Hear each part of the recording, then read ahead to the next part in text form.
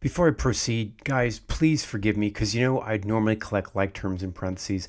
I'm just doing this for illustrative purposes. You'll see later on in math why I'm taking the pains to show you this step by step.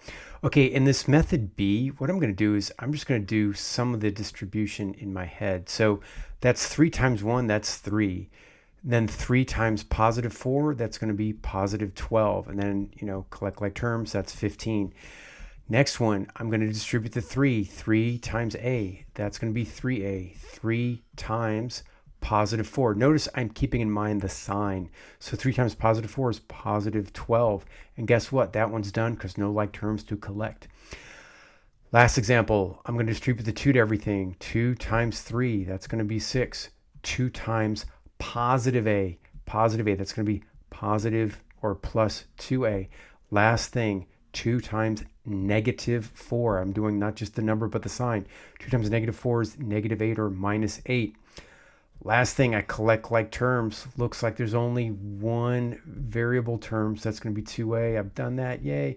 I'm going to box the numbers. 6 minus 8, that's negative 2 or minus 2. The answer is 2a minus 2. Good luck, guys.